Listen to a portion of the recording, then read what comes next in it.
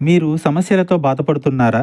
శ్రీ కట్టమైసమ్మ తల్లి జ్యోతిష్యాలయం పూజారి గారిని సంప్రదించండి. మీరు కోరుకున్న పనులు మూడో వ్యక్తికి తెలియకుండా పూజలు చేయబడును.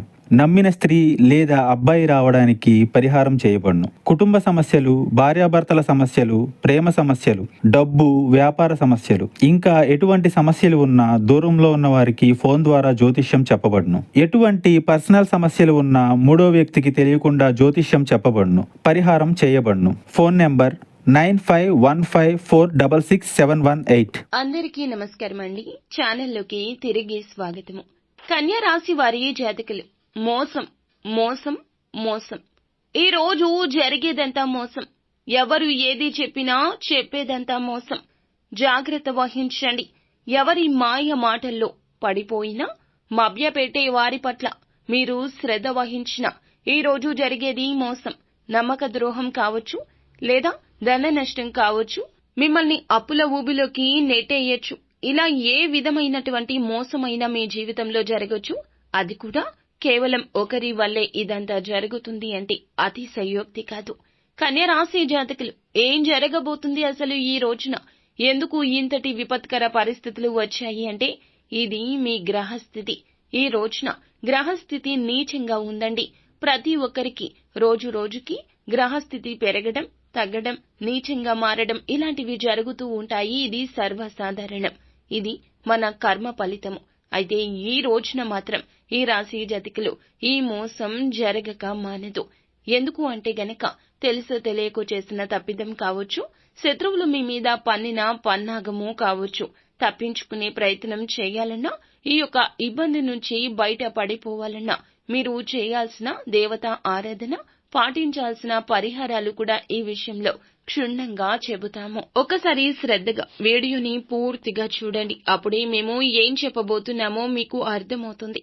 వీడియో మీకు నచ్చితే తప్పకుండా లైక్ చేయండి. మీ లైక్ మాకెంతో సపోర్ట్ అండ్ ఎంకరేజ్మెంట్ గా ఉంటుంది.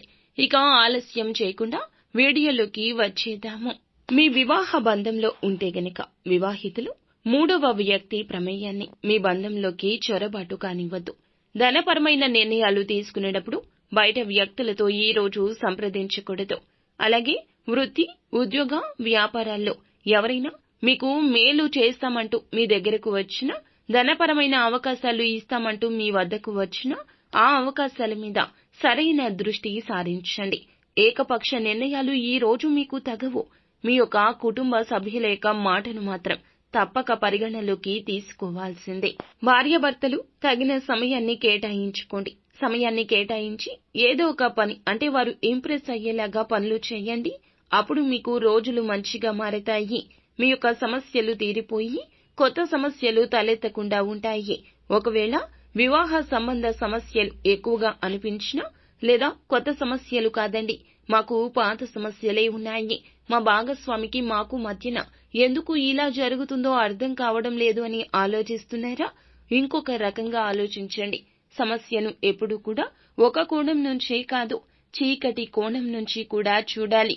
సమస్య ఎక్కడ ప్రాణం పోసుకుంది, ఎవరి వల్ల ఈ సమస్య వచ్చింది, ఎందుకు వచ్చింది, ఈ సమస్యకు పరిష్కారం ఎక్కడ దొరుకుతుంది అనేది మన చేతుల్లోనే ఉంటుంది.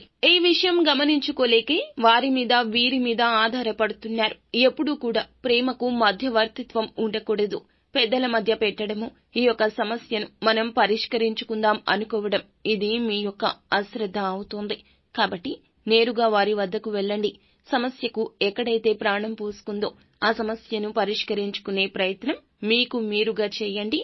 లేకపోతే మీ యొక్క బంధం విచ్ఛిన్నం అయిపోయే ప్రమాదం కూడా ఈ రోజున మూడవ వ్యక్తి వల్ల జరుగుతుంది. ఇది అక్షర సత్యము. ఒక అడుగు వెనక్కి వేసి బంధాన్ని కాపాడుకోవడంలో తప్పు లేదు కదండి. జాగ్రత్త వహించండి.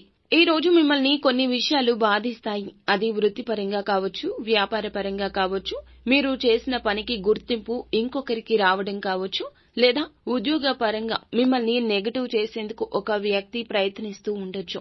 కానీ వారు మీతో చాలా జాగ్రత్తగా మాట్లాడుతూ మంచిగా, ప్రేమగా, ఏ అనుమానం రాకుండా నటిస్తున్నారు. అటువంటి వారి విషయంలో కూడా జాగ్రత్త. మీ పని ఎవరికీ అప్పగించకుండా ఈ ఒక్క రోజు పూర్తిగా మీ పనిని మీరు చేసి ఎవరి మీద ఆధారపడకుండా ఉండండి. అప్పుడు వారు ఎవరో మీకే అర్థమైపోతుంది. మీ బలహీనతలు ఇక నుంచి ఎవరితో పంచుకోవద్దు. ఒక 10 రోజులు పంచుకోకుండా చూసి చూడండి.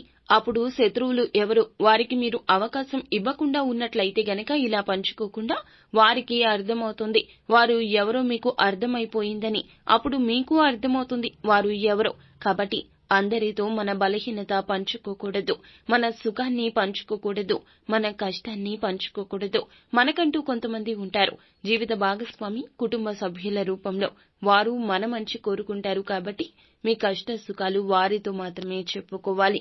ఈ రోజు జరిగే ఈ మోసం మీకు కనువిప్పు అవుతుంది. ఈ రోజున ఆకస్మికంగా ధనం వచ్చే అవకాశం కనిపిస్తుంది. కానీ ఆ ధనాన్ని ఖర్చు చేయకుండా స్థిరాస్తుల రూపంలో జాగ్రత్త చేసుకునే ప్రయత్నం చేయండి. అనవసరపు ఖర్చుల జోలికి వెళ్లొద్దు. అలాగే మీకు ఒక వ్యక్తి చెడు చేస్తున్నారు అని చెప్పాం కదండి. ఈ 3వ వ్యక్తి ఇదంతా చేస్తున్నారు. వారు బంధుమిత్రుల్లో, స్నేహితుల్లో ఎక్కడైనా ఉండవచ్చును. వారి పట్ల అప్రమత్తంగా ఉండండి. అలాగే ఈ రోజు వీలు కుదిరితే సుబ్రహ్మణ్యేశ్వర స్వామి దేవాలయానికి వెళ్లి స్వామివారిని దర్శించుకొని కాస్తంతసేపు అక్కడే మీ సమయాన్ని మీరు గడిపే ప్రయత్నం చేయండి. స్తోమతకు తగ్గట్లుగా పేదవారికి ఏదేని దానం చేయడం, ఈ రోజు వీలైతే గోమాత సేవలో సమయాన్ని గడపడం మంచిది. సో ఫ్రెండ్స్, చూసారుగా, ఈ వీడియో మీకు నచ్చితే తప్పకుండా లైక్ చేయండి. మరిన్ని వీడియోస్ కోసం మా ఛానల్ ని సబ్స్క్రైబ్ చేసుకుని ఫాలో అవ్వండి. Thank you.